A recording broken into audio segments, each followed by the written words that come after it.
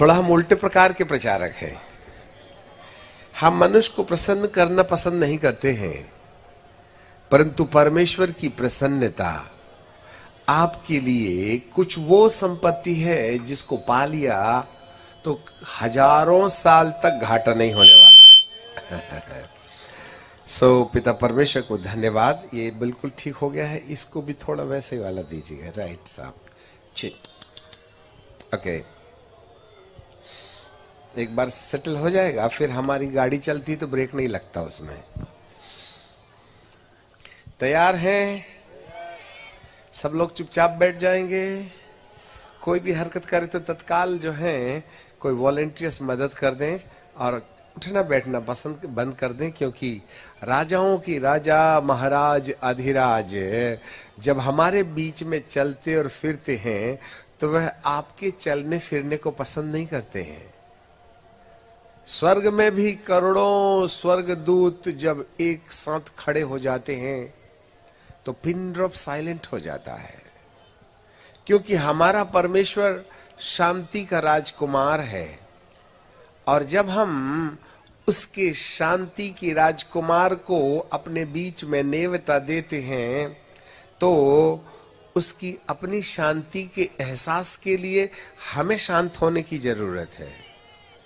यदि हम शांत नहीं हैं तो शांति की राजा की शांति हमें समझ में नहीं आएगी, क्योंकि ऐसे लिखा है रोमियो की किताब में, और उसके यदि मुझे मिल जाए तो रोमियो की किताब और उसका 16वां अध्याय और उसका 20वां पद, book of Roman chapter 16 and verse 20, वहां ऐसे लिखा हुआ है, जहां आपके लिए मैं पढ़ दूंगा। हमारे पीछे आप बोल सकते हैं, शांति का परमेश्वर, शांति का परमेश्वर शैतान को तुम्हारे पांव से शीघ्र कुचलवा देगा। बहुत छोटा सा पद है। नंबर 1 शांति का परमेश्वर, नंबर 2 शैतान को, नंबर 3 शीघ्र ही, नंबर 4 पांव से, नंबर 5 कुचलवाएगा। कुचलेगा नहीं, कुचलवाएगा। बोलिए, कुचलवाएगा। कौन कुचलेगा? हम कुचलेंगे। कौन कुचलवाएगा? हम, वो तो हम कुचले। कौन कुचलेगा? हम। कौन कुचलवाएगा? परमेश्वर। कौन सा वाला परमेश्वर? शांति का। चंगाई देने वाला क्या देता है? चंगाई। छुटकारा देने वाला क्या देता है? धन देने वाला क्या देता है? शांति देने वाला क्या देता है? तो ये कौन सी वाली क्वालिटी रखने वाले परमेश्वर की बात चल रही है यहाँ पर? शांति। और इसी परमेश्वर के पीछे लोग नहीं जाते हैं। सब चंगा करने वाले के पास जाते हैं, पैसा देने वाले के पास में जाते हैं, आशीष देने वाले के पास में जाते हैं, नौकरी देने वाले के पास में जाते हैं, अमेरिका का वीजा देने वाले के पास में जाते हैं, कोर्ट केस बनाने वाले के पास में जाते हैं, झगड़ा झांसा से शांति देने वाले परमेश्वर के पास जाते हैं। परंतु शांति वाले परमेश्वर को तो हमने बाईपास कर दिया ना। 150 चाबियों का गुच्छा लेके चलने वाले 15 किलो का थैला, तुम यदि एक ही चाबी ले लोगे ना तो काम बन जाएगा। यह है मास्टर चाबी। इसको जिस भी ताले में मारो ताला खुलना तय है। अब 1.5 किलो की चाबी का गुच्छा लेके चल रहे साहब, एक एक ताले की एक एक चाबी। और यहां पर लिखा है, अब आप ये बताओ, तुम्हें गुस्सा कौन दिलाता है? शैतान। बैर कौन कराता है? झगड़ा कौन कराता है? गरीब कौन बनाता है? निराश कौन करता है? ये एक ही ना है, और उसको कुचलने का एक ही चाबी है, और वो ये है, यदि कोई शांति के राजकुमार को अपने जीवन के द्वारा शांति पाने के लिए प्रसन्नता दे देवे, और यदि अपनी प्रसन्नता के आधार पर जिस किसी भी व्यक्ति को वो शांति देता है, तो जितना भी उपद्रव घर परिवार समाज के अंदर में जो करता है ना, उसको एक ही बार में हम टपका सकते हैं। मगर वो है शांति का परमेश्वर। आप ही तुम है ना। शैतान को अपनी शांति देने के द्वारा तुम्हारे पैर से, वह हमारे पैर से नहीं, परमेश्वर खुद अपने ही पैर, परमेश्वर हमें शांति देगा और हम कुचलेंगे उसको। कल नहीं कुचलेंगे, आज ही कुचलेंगे, शीघ्र कुचलेंगे। इसलिए बेचारे जितने ढेर सारे भूत आए हैं ना तुम्हारे साथ में, बाजू में बैठे हैं, वो सब पतली गली ढूंढ रहे हैं, कहां से भागूंगा। हालेलुया। परंतु हम सोचते हैं उनको बाद में भगाएंगे, उनको भी थोड़ा समय मजा मौज करने दो, फिर आखिरी में तो जाना तय है ही है। बशर्ते कि आप शांति बनाए रखें। जी हाँ, पिता परमेश्वर को हम धन्यवाद देते हैं इस महा आयोजन के लिए जो परमेश्वर पिता ने हमको दिया है। कुछ बातें जो प्रभु ने हमें आज के लिए दी है वो हम आपके पास रखना चाहते हैं। थोड़ी हलचल बंद करके रखें, आप हिलना डुलना बंद रखें। इससे पहले कि परमेश्वर के वचन की मनादी की जाए, जो शोर गोल हल्ला हो रहा है उसमें परमेश्वर का अधिकार रहने पाए। थोड़ा बच्चों को थोड़ा शांत कीजिएगा, ठीक है। बाहर जा करके वॉलंटियर्स मदद करेंगे तो मदद हो भी सकती है। सनातन काल के विराट परमेश्वर, हम आपको धन्यवाद देते हैं, आपकी आराधना करते हैं, आपकी प्रशंसा और बड़ाई करते हैं। प्यारे पिता परमेश्वर, आज इस मैदान में प्रभु आपके बेटे बेटियां आए हैं और हमारी आंखें आप जैसे महान परमेश्वर की ओर लगी हैं। प्रभु, इस मैदान में चारों तरफ आप अपना पहरा बना दीजिएगा। 6 पंख वाले स्वर्गदूत, अग्नि वाले स्वर्गदूत हमारे बीच में खड़े होकर अपनी महिमा करने पाए। बाप आसमान को साफ कीजिएगा। अंधकार की ताकतें जो मनुष्य के मन को कहीं न कहीं गड़बड़ी के लिए इस्तेमाल करती हैं, बच्चों के अंदर उठक बैठक करने वालों के अंदर आज आपकी पैनी नजर चमके, अग्नि का साया इस पूरे मैदान में मंडराने लगे, अंधकार की शक्तियां इस स्थान से पलायन कर जाएं और इस स्टेज में प्यारे पिताजी स्वर्ग धरती पर उतर आए और इस स्थान पर आपका सिंहासन लग जाए। आपके दास के होठों को वेदी के आग से पवित्र करते हुए उसकी बुद्धि को अपने नियंत्रण में ले लीजिएगा, उसकी आंखें ज्वालामयी बन जाएं। बाप, हर शब्द नपा तुला और गहरे अभिषेक में होने पाए। अब यहां से आप अपने काम की शुरुआत कीजिएगा।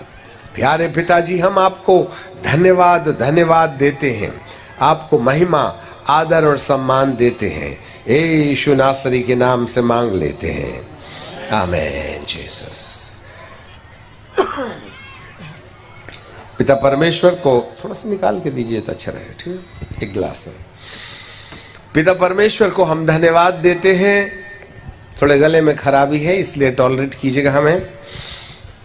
जो बात परमेश्वर इन दिनों में किया चाहते हैं, 2 आग से बने हुए स्वर्गदूत आजू बाजू खड़े हुए हैं, फायरी एंजल्स। इसके बाद में 2 पंख वाले स्वर्गदूत 2 उनके बाजू में हैं, 4। उसके बाजू में बिना पंख वाले स्वर्गदूत 3 एक तरफ और 3 दूसरी तरफ, 10। पीछे में 6 पंख वाले 2 स्वर्गदूत खड़े हैं, आर्कएंजल्स 12। और उसके पीछे एलिया बाबा और मूसा बाबा, जिन्होंने रूपांतर के पहाड़ में मसीह यीशु को दर्शन दिया था और उनकी सेवकाई को बदल दिया था, वो आज यहां पीछे खड़े हैं। और इसके ऊपर यहूदा का सिंह, द लायन ऑफ जूडा। जी हां, इतनी बड़ी टीम यहां है, इसलिए स्टेज में बैठने वाले अभिषिक्तों को भयपूर्ण दशा में बैठना चाहिए, क्योंकि यहां स्वर्ग धरती पर है।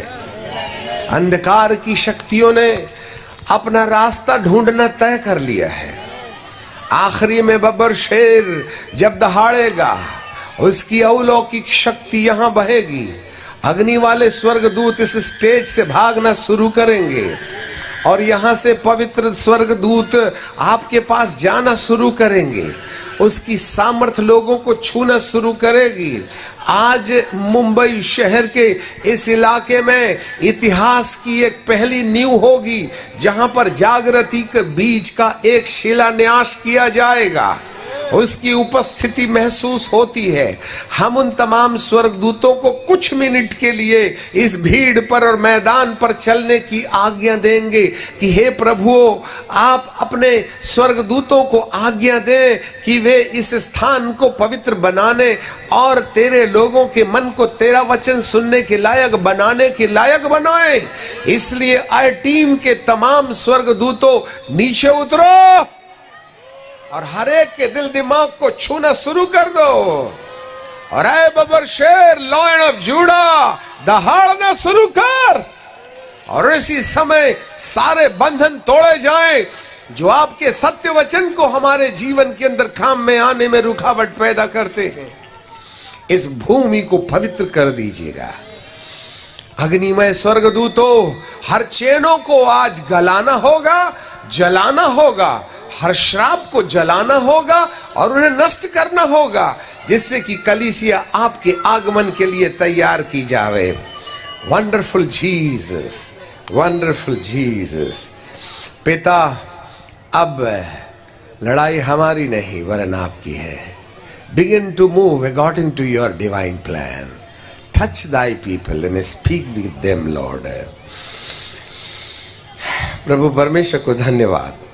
ठीक है। आज जो वचन प्रभु दिया चाहते हैं वो इस प्रकार से है। रोमियो की किताब, और मुझे वो कपड़ा दे दीजिएगा तो फोल्ड करके है। रोमियो की किताब और उसका पहला 8वां अध्याय और उसके 28 पद से थोड़ा पीछे रख लीजिए। जैसे यहां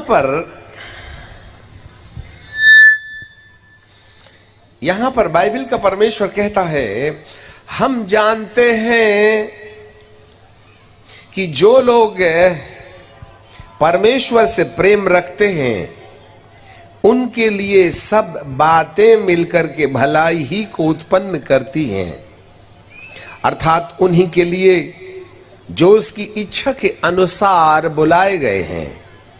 क्योंकि जिन्हें उसने पहले से जान लिया है, जिन्हें पहले से ठहराया भी है कि उसके पुत्र के स्वरूप में हो, ताकि वह बहुत भाइयों में पहलौठा ठहरे।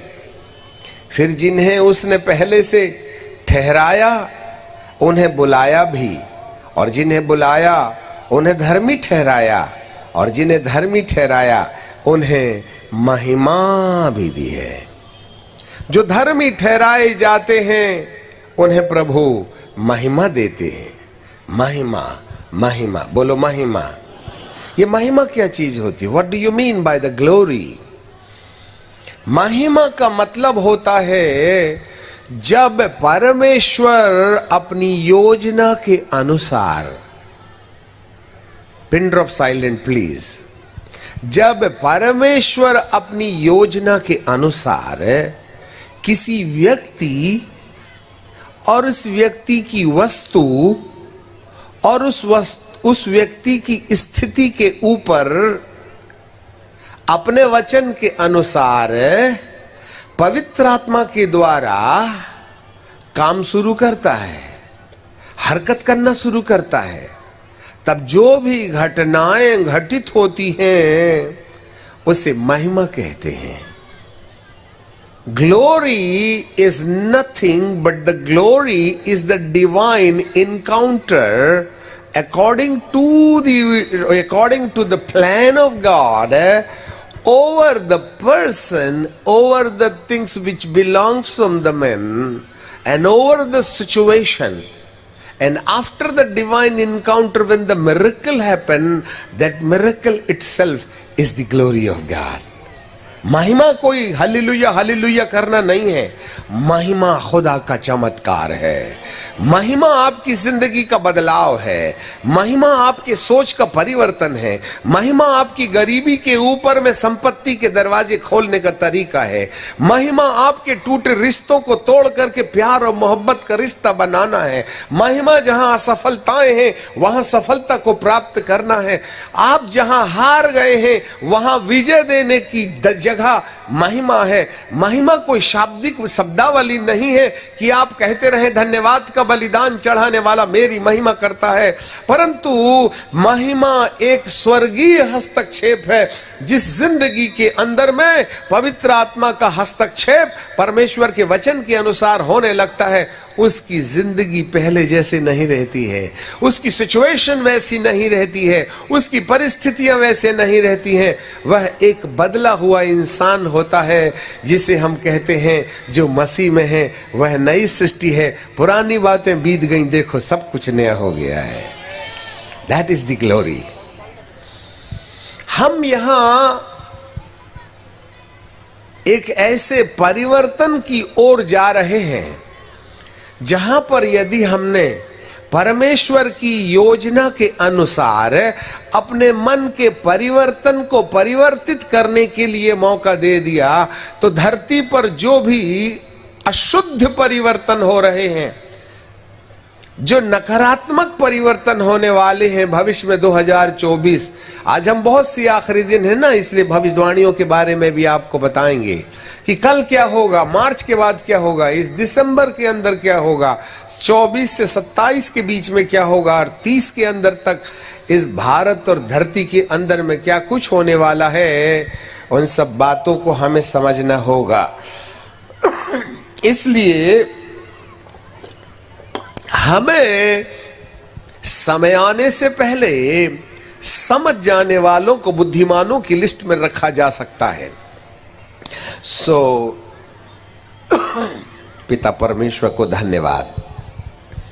बाइबल में लिखा हुआ है कि हम जानते हैं कि जो लोग परमेश्वर को प्यार करते हैं, केवल उन्हीं के लिए ये योजनाएं हैं, बुलाए गए हैं। क्योंकि हम जानते हैं कि जो लोग परमेश्वर से प्रेम रखते हैं, उनके लिए सब बातें मिलकर के भलाई को पैदा करती हैं। आप जो लोग भी प्रभु को प्यार करते हैं, चाहे वे दुखी हो तो भी उसमें फायदा है, सुखी हो तो भी फायदा है, तकलीफ में हो तो भी फायदा है, परंतु बाइबल का परमेश्वर कहता है हमें उसको प्यार करना चाहिए। ये कैसे संभव है, यही समझना हमारी जरूरत होती है। अच्छा, सब बातें मिलकर के भलाई को उत्पन्न करती हैं, अर्थात उन्हीं के लिए जो उसकी इच्छा के अनुसार बुलाए गए हैं। Everybody is called by God. हर व्यक्ति बुलाया गया है। क्या बात के लिए बुलाया गया है, जरा ध्यान से सुनना। एक व्यक्ति की जिंदगी में संघर्ष, चाहे वह तन में हो, चाहे वह मन में हो, चाहे वह धन में हो, चाहे वह परिवार में हो, चाहे वह रिश्ते में हो, चाहे वह भविष्य में हो, जहां जहां मनुष्य की जिंदगी में संघर्ष है, उस संघर्ष का सबसे बड़ा कारण यह है कि उन्होंने कहीं ना कहीं परमेश्वर की बुलाहट को शायद या तो समझा नहीं है, और समझ गए तो उस बुलाहट को अपने जीवन के अंदर पूरा नहीं होने दिया है। इसलिए अंधकार की शक्तियां हमारे ऊपर अलग अलग प्रकार का प्रभाव पैदा करती हैं। और 2020 के बाद में जब से कोरोना आ गया, 21 में कोरोना आ गया, तब से लेकर के मनुष्य के मन के अंदर एक विशेष बात पाई जाती है, और वो है उसके मन के अंदर का खालीपन, the emptiness in his own mind and heart. और अकेले रहने की टेंडेंसी उनको खाए जा रही है। वे मेहनत कर रहे हैं, उनके परिवार हैं, पत्नी है, बाल हैं, बच्चे हैं, काम है, धाम है, व्यस्तता है, परंतु उसके बावजूद भी मनुष्य के अंदर एक अकेलापन है, खालीपन है, जो पहले ऐसा एहसास नहीं होता था, जिसको डिप्रेशन भी कह सकते हैं, निराशा भी कह सकते हैं। आज छोटे छोटे बच्चों को देखो, मम्मा प्यार नहीं करती, पप्पा प्यार नहीं करते, वो अकेले हैं। पति प्यार नहीं करता, पति पत्नी प्यार नहीं करती, मामा पापा को तो हमारी चिंता ही नहीं है। मामा पापा कहते हैं, बच्चे तो मेरी मानते ही नहीं है। इसलिए हर घर में कबड्डी चल रही है, हर परिवार के अंदर में शंका है। हम बाइबल पढ़ रहे हैं, चर्च जा रहे हैं, अन्य भाषा बोल रहे हैं, हाथ पैर हिला रहे हैं, कूद फांद हो रहा है, चंगाई दे रहे हैं, चंगाई ले रहे हैं, भविष्यवक्ता भी आते हैं, भविष्यवाणी भी कर जाते। तुम्हारे घर में 3 हरे पर्दे लटके हैं, परंतु पति पत्नी के बीच में कबड्डी अभी तक बंद नहीं हुई। नाम भी पुकारवा लिया था हमने तो, और हमने पुकार भी दिया था, अमेरिका जाओगे, पर 6 साल हो गए, वीजा ही नहीं बना है। हमको बदनाम करते, तुम्हारी भविष्यवाणी झूठी निकली। Why the struggle is in the Christianity? आज मनुष्य चाहे किसी भी धर्म का हो, किसी भी जाति का हो, किसी भी भाषा का हो, हर एक के हृदय के अंदर एक खालीपन है, संघर्ष से भरा हुआ है। कितने नन्हे नन्हे 2 बच्चे हैं, फिर भी प्यार नहीं पाते। कितने अच्छे माता पिता हैं जो अपने बच्चों के लिए कितनी अच्छी कल्पना करते हैं, परंतु आज युवक और युवती अपने माता पिता को धरती का सबसे पहला दुश्मन समझते हैं। कौन है जो तुम्हारे घर के अंदर में ये हंगामा मचा रहा है? इन सब बातों का क्या कारण है? क्या आप आंसुओं से प्रार्थना नहीं कर रहे हैं? क्या वचन नहीं पढ़ते हैं? क्या पवित्र आत्मा नहीं मिला है? क्या आपकी चर्च की मेंबरशिप नहीं है? क्या आप अपने इष्ट को याद नहीं करते? क्या आप नहा धोकर के प्रार्थना दुआ नमाज दुआ प्रार्थना नहीं करते हैं क्या? फिर ये संघर्ष क्यों? Why the people in this world is struggling? क्या कारण है? न धन में न मन लगता है, न मन धन में न मन लगता है, न बीवी में मन लगता है, न पति में मन लगता है। शादी करके तो लाए थे, हफ्ता 15 दिन के बाद में तो बोर हो गए ना, फिर पड़ोसन को झांकना शुरू किया है। जिंदगी में कहाँ सुख है? गया जमाना जब हम दाम्पत्य जीवन बुढ़ापे तक करते थे। अब तो साल 6 महीने के बाद में हमारी अलग गर्लफ्रेंड होती है और उसका एक अलग बॉयफ्रेंड होता है।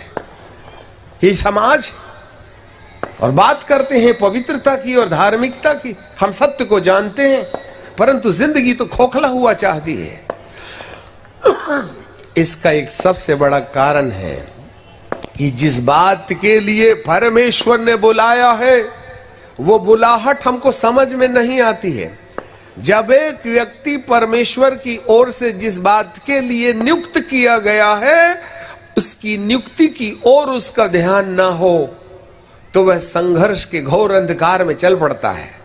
परंतु एक व्यक्ति, चाहे वह अज्ञानी हो, चाहे वह मूर्ख हो, चाहे उसको कुछ ज्यादा नहीं मालूम है, परंतु यदि वह परमेश्वर की ओर से किस बात के लिए बुलाया गया है, यह समझ जाएगा, तो उसकी जिंदगी इसी धरती में स्वर्ग के एहसास में गुजरने लगेगी। हम इसलिए हारे हुए हैं क्योंकि जो बुलाहट मेरे मालिक ने दी है वह हमको समझ में नहीं आ रही है। इसलिए लिखा है कि जो परमेश्वर को प्यार करते हैं, केवल उन्हीं को प्रभु अपना बुलावा देते हैं। We have chosen by God to fulfill a task which God has planted in His own mind and heart to do for us. हमारे लिए जो काम करना है, कौन सी है ये बुलाहट?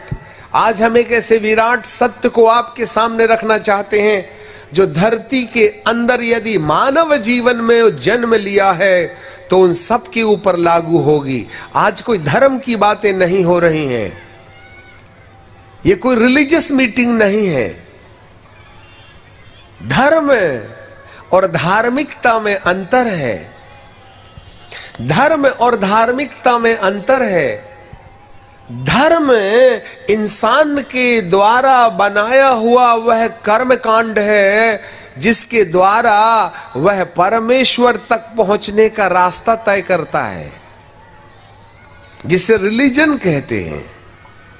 परंतु धार्मिकता परमेश्वर की ओर से किया गया वह उपाय है जिससे वह मनुष्य को अपने तक पहुंचने का रास्ता दिखाता है। धार्मिकता धर्म इंसान बनाता है जहां डंडे और पंडे और झंडे होते हैं। धार्मिकता ईश्वर का वरदान है जो हर देश, जाति और भाषा के लोगों के अंदर एकता और प्रेम को जन्म देता है। धार्मिकता परमेश्वर से आती है और धर्म इंसान से आता है। धर्म इंसान को इंसान से अलग करता है, धार्मिकता इंसान को इंसान से मिला करके धरती में स्वर्ग की स्थापना की चाबी बन जाती है। इसलिए मेरा यीशु कोई धार्मिक नेता बन के नहीं आया था, वरन वो एक ऐसा संदेश वाहक था जो इंसान को धार्मिकता पहुंचाने के लिए आया था। यही है मेरा प्रभु जिसके बारे में आज हम सुनने जा रहे हैं। जरा देखिएगा 29 में क्या लिखा हुआ है। क्योंकि जिन्हें उसने पहले से जान लिया है। अब बुलाए जाने का कारण समझिएगा, कैसे, किन बातों के कारण परमेश्वर ने हमको बुलाया और हमको करना क्या है। ये सारे भूत पलित जो हमारे पीछे लव यू करने खड़े हैं ना, इनका इकट्ठा पलायन हो जावे, इसका रास्ता हम आपके सामने तय रखना किया चाहते हैं। मुझे माफ कीजिएगा। तो 29 में लिखा है, जिन्हें उसने पहले से जान लिया है। जिन्हें उसने पहले से, कब के पहले से उसने जाना। अब थोड़ा सा गहराई में भी चलेंगे ना। उसने पहले से जान लिया है। कब के पहले से जान लिया है। यदि मैं यूहन्ना की पहली पत्री में चले जाऊं, 1 जॉन चैप्टर 1 एंड वर्स 18 में से, तो बाइबल मुझे इस प्रकार से कहती है। यूहन्ना की पहली पत्री, अच्छा मुझे माफ कीजिएगा, देख लीजिए। हाँ, यस, जहां ऐसे लिखा है,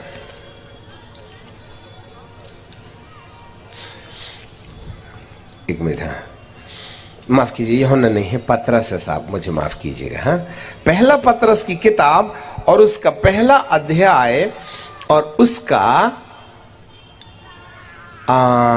17-18 पद से पढ़ेंगे, ठीक है ना। Book of John, 1 John chapter 1 and verse 18।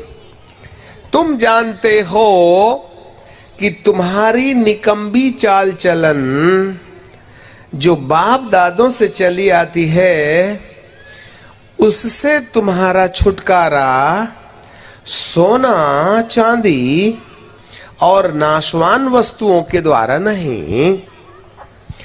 तुम्हारी निकम्बी चाल चलन जो बाप दादों से चली आती है, इससे तुम्हारा छुटकारा सोना चांदी और नाशवान वस्तुओं के द्वारा नहीं, वरन निर्दोष और निष्कलंक मेमने अर्थात मसीह के बहुमूल्य लहू के द्वारा हुई है। उसका ज्ञान, मसीह का ज्ञान, उसका ज्ञान तो जगत की उत्पत्ति से पहले जाना गया। जगत की उत्पत्ति से पहले जाना गया, और पर अब इस अंत युग में तुम्हारे लिए प्रकट हुआ है। मसीह The Christ was in the existence before the foundation of this earth. जरा ध्यान दीजिएगा, मसीह का पैदा होकर के प्रकट होना अंत के दिनों में हुआ, परंतु वो तो जगत की उत्पत्ति से पहले भी था। वो था तो था, परंतु बाइबल हमारे बारे में भी कुछ कहती है। अब यदि मैं आपके लिए इफिसियों की किताब निकालूं और इफिसियों की किताब के पहले अध्याय के 3 पद में चल पड़ूं, तो बाइबल मुझे इस तरीके से कहती है। इफिसियों की किताब उसका पहला अध्याय और उसका 3 पद,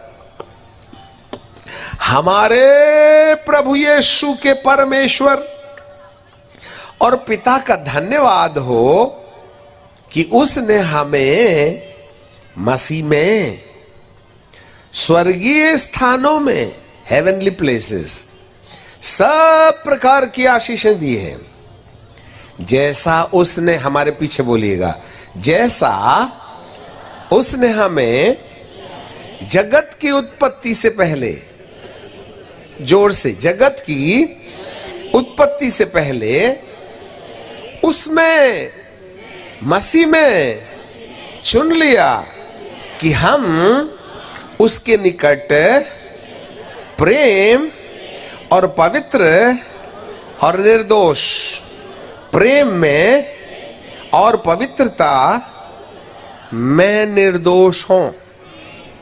3 चीजें, प्रेम, पवित्र और निर्दोष।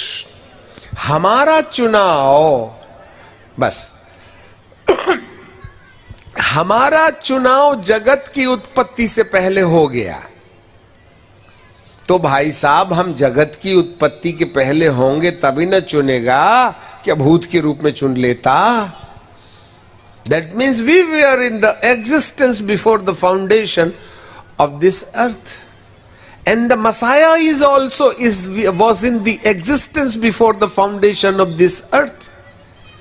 मसीह भी जगत की उत्पत्ति के पहले था और हम भी जगत की उत्पत्ति के पहले थे।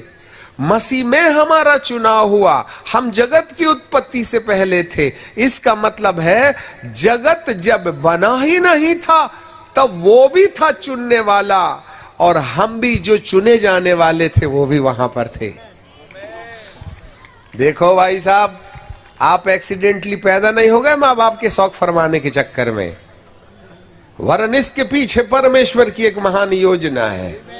यदि आपको यह समझ में नहीं आया तो धरती पर भूत तुम्हें आगे पीछे से लव यू करते रहेंगे। हमारा चुनाव क्या बात के लिए हुआ है? कौन सा चुनाव है? क्या बात के लिए प्रभु ने बुलाया? कौन होगा जो उसको प्यार करेगा, जिसके कारण से वह उसको बुलावे की समझ देगा? Anyone cannot understand the divine plan of God without loving him. जो उसको मोहब्बत नहीं करता वह अपनी बुलाहट कभी नहीं समझ सकता, परंतु जो उसको प्यार करने लगता है तब उसके मन की बातों को जान करके हमें समझ में आता है कि उसने हमको मनुष्य क्यों बनाया। आकाश के जितने परिंदे हैं, जंगल के जितने जानवर हैं, जल के जितने जलचर हैं, जमीन के जितने कीड़े मकोड़े हैं, वो सब प्राणी हैं। प्राणी वो पैदा हो जाते हैं और मर जाते हैं, उनका वजूद खत्म हो जाता है। वे पैदा ही मरने के लिए हुए हैं, परंतु परमेश्वर ने मनुष्य को प्राणी नहीं बनाया है, वरन उसने मनुष्य को एक आत्मिक प्राणी बनाया है। मनुष्य एक आत्मिक प्राणी है।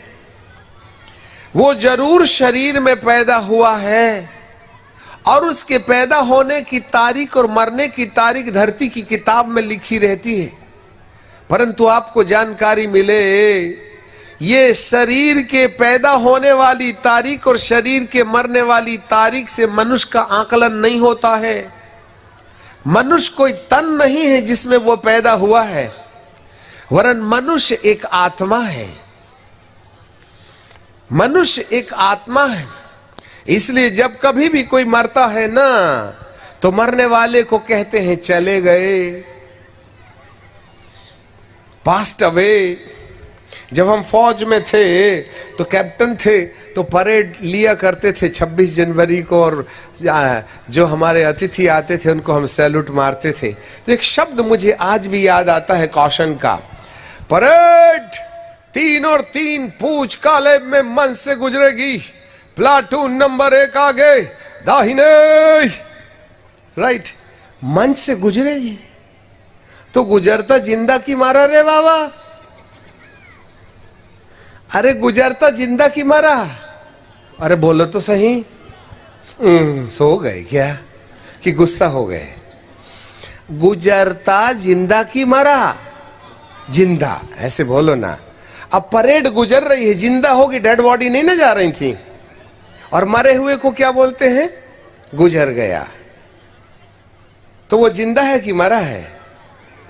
जिंदा है भाई साहब। ये तो मट्टी है जिसको कांधे में तुम ले जाते हो, काम की चीज तो इसके अंदर रहती थी, बेचारी निकल पड़ी, वही तो ना गया है। और वो आत्मा है, वो आत्मा है। बोलिए, मैं शरीर नहीं हूं, मैं शरीर नहीं हूं, मैं एक आत्मा हूं। शरीर मेरा घर है। जब मैं पैदा हुआ था, इससे पहले मैं था। जब मैं मर जाऊंगा, उसके बाद भी रहूंगा। हालेलुया। समझना पड़ेगा आपको। मैं था जगत की उत्पत्ति के समय पहले, मैं रहूंगा मरने के बाद भी। मैं तन नहीं हूं, मैं शरीर नहीं हूं, मैं किडनी नहीं हूं, मैं हड्डी नहीं हूं, मैं दिमाग नहीं हूं, मैं सोना नहीं हूं, मैं कार नहीं हूं, मैं टीवी नहीं हूं। ये शरीर परमेश्वर का मंदिर है, इसमें परमेश्वर रहते हैं। और परमेश्वर ने मनुष्य को इस धरती के अंदर इसलिए रखा हुआ है जिससे कि वह इस धरती पर पैदा होने के समय अपने लक्ष्य को समझे। आप धरती पर पैदा होकर के पढ़ लिख कर अंग्रेजी बोलने के लिए पैदा नहीं हुए, पढ़ लिख कर के नौकरी करने और डॉक्टर और इंजीनियर बनने पैदा नहीं हुए। आपको परमेश्वर पिता ने शादी विवाह करके बाल बच्चे पैदा होने की मशीन बना के धरती पर पैदा नहीं किया, और शादी विवाह करके उनको एस्टैब्लिश करके मरने के लिए पैदा नहीं हुआ। कई बार बुजुर्ग लोग क्या बोलते हैं, बेटा जब तक तेरी शादी नहीं कर लूंगा ना, नहीं मरने वाला हूं। ठीक है, तो बिटिया की भी शादी कर देता, फिर उसके बाद में बेटा को क्या बोलता, बेटा दिल धड़ धड़ लगता है, पोता दिखा दे। ठीक है कि नहीं? पोता भी हो गया। ठीक है, अब जब बुढ़े की ख्वाहिश देखने की है तो मरेगा कैसे, आप ही बताइए। ठीक है कि नहीं? उसके बाद में क्या बोलते हैं, बेटा पोता तो देख लिया, बहुत मजा आ गया, परंतु अभी भी खाली खाली लगता है, एक पोती दिखा दे बेटा। तो पोती भी देख लिया। अब पोती को जैसे ही देखता है तो क्या बोलता है, हे भगवान यदि तू अब बुला भी लेगा नहीं तो अपन को टेंशन नहीं। तो मैं कहता हूं, दादा क्या तुम पोता ही पोती देखने पैदा हुए थे क्या? अब ऐसे महागरीबों को धरती में बोझ न समझो तो क्या समझो आप, जो पोता देखने के लिए पैदा हुए थे। खुदा ने तुम्हें क्या बात के लिए पैदा किया, आइडिया ही नहीं है। पोता पोतीच में खुश है, भले ही मुंह में एक भी दांत नहीं है। This is the life and that is the reason the people are suffering. Bible का परमेश्वर कहता है, हम जगत की उत्पत्ति से पहले थे और मरने के बाद भी रहेंगे, और इस जगत को खाक में मिलाने के बाद भी रहेंगे। या तो ऊपर रहेंगे या नीचे रहेंगे, पर रहेंगे जरूर, क्योंकि आत्मा अमर है, वो कभी नहीं मरती है। जी हां, तो सवाल ये उठता है कि परमेश्वर पिता ने आखिरकार मनुष्य को इस रूप में क्यों बनाया और कैसे बनाया। आपको मालूम होवे, ये पृथ्वी जल में डूबी थी, उत्पत्ति की 1 अध्याय में लिखा है। ये पृथ्वी जल में डूबी थी और उसके ऊपर अंधकार था और अंधकार में परमेश्वर का आत्मा मंडराता था। और वैज्ञानिकों ने हमारे लिए जमीन से फॉसिल्स निकाल करके डायनासोर की उत्पत्ति की कहानी 6 करोड़ साल पुरानी बता दी। और इतने बड़े बड़े मानव जिनकी आंखों में आदमी पैदल जाके दूसरी आंख से निकल लेवे, ये सब जो है वैज्ञानिकों की मदद से हमें आत्मिकता समझने में मदद मिलती है। आपको जानकारी मिले 6 करोड़ साल पहले इस पृथ्वी पर डायनासोर हुआ करते थे और उनका वजूद था, परंतु वे बेचारे जीवधारी थे, उनमें आत्मा नहीं थी। नहीं तो कहीं ना कहीं स्पेस में घूमने वालों को कहीं ना कहीं डायनासोर का भूत पकड़ में जरूर आ जाता, परंतु वो भूत थे ही नहीं, प्राणी थे, इसलिए उनकी आत्माओं को कहीं कैद नहीं किया जा सकता। परंतु एक आदमी बेचारा भिखारी मर गया ना, तो उसको 3 दिन के बाद में तीसरा और 13 दिन के बाद में 13वीं और 40 दिन के बाद में 40वां का इंतजाम करके उसको ठिकाने लगाना पड़ता है। नहीं तो बीड़ी का कट्टा लेने के लिए वो सुबह के सुबह दरवाजे खटखटाता है। भाई तुम्हारी श्यामा नाम की तो गाय थी, वो भी तुम्हारी थी ना, 1.5 क्विंटल दूध दे गई, 18 क्विंटल घी दे गई, आपने उसका 3, 13, 40 क्यों नहीं किए हैं? और हमारा कुत्ता वो भी बिस्किट ब्रेड खाता, आदमी को रोटी नहीं बिस्किट ब्रेड खाता है। उसके लिए सोफा, शैम्पू, आदमी को साबुन लगाने के लिए सिर में नहीं है, कुत्ता साब सोफे में सोता है और क्या बोलते हैं शैम्पू से नहाता है। आदमी से ज्यादा डाइट उसकी है कि नहीं?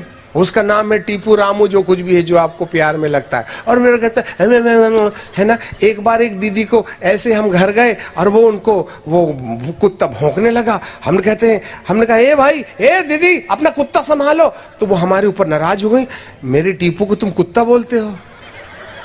अब बताइए कि मैं आदमी बोल दूं उसको? आदमी कुत्ते को प्यार करते करते ये भी भूल जाता है कि इसकी बिरादरी कुत्ता है। अरे हीरो, ऐसे घर में नहीं जाना बाप। ये हमारी मोहब्बत है। वो मरा ना, नाम कुछ भी रखा होगा, रॉबर्ट रखा हो कुत्ता का, चाहे शेरू रखा हो, पीलू रखा हो, नीलू रखा हो, कालू रखा हो, आखिर कुत्ता तो कुत्ता ही ना है। तुम्हारी मोहब्बत में वो तुम्हारा बाप बेटा जैसा लगता होगा, परंतु आखिर कुत्ता ही ना है। अब वो मरा तो बेचारा 3 दिन के बाद में तुमने उसकी 13वीं की थी क्या? नहीं की। गाय की नहीं की, क्योंकि उनको जरूरत ही नहीं मांगता है 13वीं की, क्योंकि मरने के बाद उनका वजूद खत्म हो जाता है।